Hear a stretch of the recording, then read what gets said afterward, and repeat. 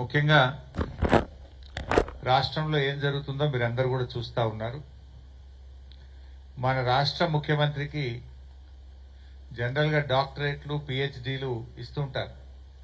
ఎవరైతే అద్భుతంగా రీసెర్చ్ చేసి బాగా పనిచేస్తే గౌరవ డాక్టరేట్లు ఇస్తుంటారు, బాగా చదివితే పిహెచ్డీలు ఇస్తారు. ఈ అబద్ధాలు ఆడడంలో రాష్ట్ర ముఖ్యమంత్రి రేవంత్ రెడ్డికి డబుల్ పిహెచ్డీ ఇవ్వచ్చు, డాక్టరేట్ ఇవ్వచ్చు. అంటే అబద్ధాలను కూడా పట్టపగలు నిర్భయంగా మాట్లాడుతుంటాడు ఆయన, గోబల్స్ ప్రచారం చేస్తుంటాడు. సరే, ఒకసారి ఒకరిని మోసం చేయొచ్చు కానీ ఎప్పుడూ అందరినీ మోసం చేయలేవు అనే విషయాన్ని ఆయన గుర్తుపెట్టుకోవాలి.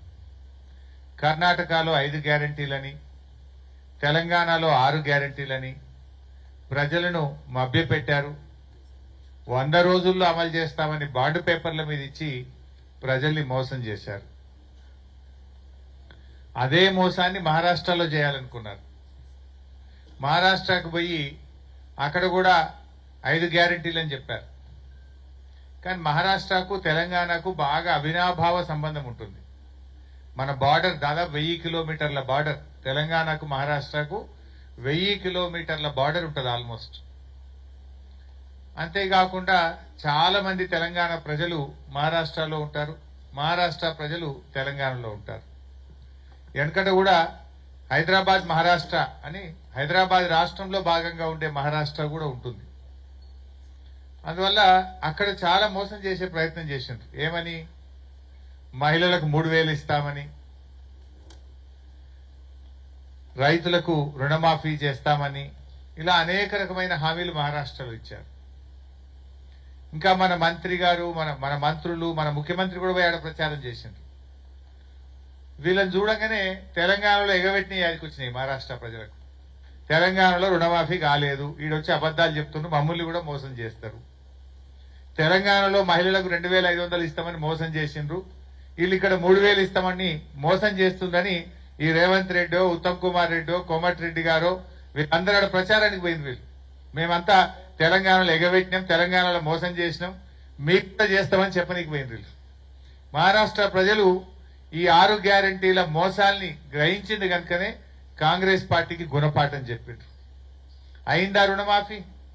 101 దేవుళ్ల మీద ఒట్టు పెట్టి రుణమాఫీ విషయంలో రైతుల్ని మోసం చేసిన వ్యక్తి మన రాష్ట్ర ముఖ్యమంత్రి రేవంత్ రెడ్డి గారు.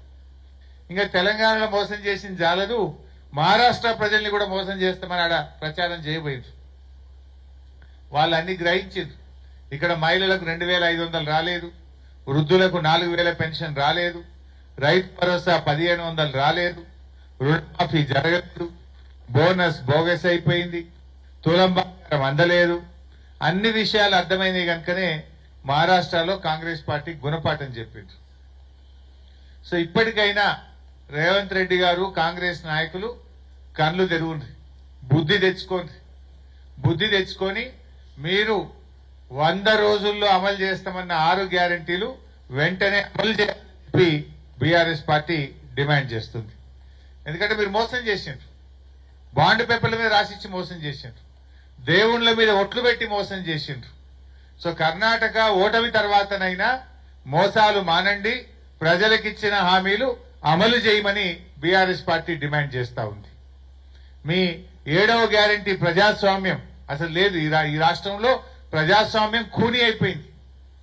లగిచర్లకు కనీసం మహిళా సంఘాలు, నిజ నిర్ధారణ సంఘాలు, లోకల్ ఎంపీ, బీఆర్ఎస్ నాయకులు, ప్రతిపక్ష నాయకుడు మధుసూదనాచారి గారు పోతే కూడా పోకుండా మీరు ఆపుతా ఉన్నారు. అంటే ప్రజాస్వామ్యం లేకుండా అయిపోయింది రాష్ట్రంలో. అంతేందుకు, మన హుజురాబాద్ లో కేసీఆర్ గారు దళిత బంధు పథకం లాంచ్ చేశారు. మనము 18,500 కుటుంబాలకు దళిత బంధు ఇచ్చారు కేసీఆర్ గారు. అందులో కొంతమందికి సెకండ్ ఇన్స్టాల్మెంట్ రావాలి, డబ్బు కూడా విడుదలైంది, కలెక్టర్ దగ్గర డబ్బులు ఉంది, అకౌంట్ లో ఉన్నాయి డబ్బులు. అవి వాడుకోవడానికి అవకాశం ఏమంటే దళితులని చూడకుండా లాఠీ చార్జ్ చేయడం, దళిత మహిళల మీద కూడా కేసు పెట్టడం, మా ఎమ్మెల్యే కౌశిక్ రెడ్డి గారి మీద దాడి చేసి ఆయనను ప్రాణాపాయం, ఆల్మోస్ట్ అసలు ఏమైనా జరిగిందా అన్నంత ఆందోళన కలిగింది మాకు. సో అంత ఆ రకమైనటువంటి అరాచకాలకు పాల్పడతా ఉన్నారు. కొత్త పథకాలు దేవుడెరుగు.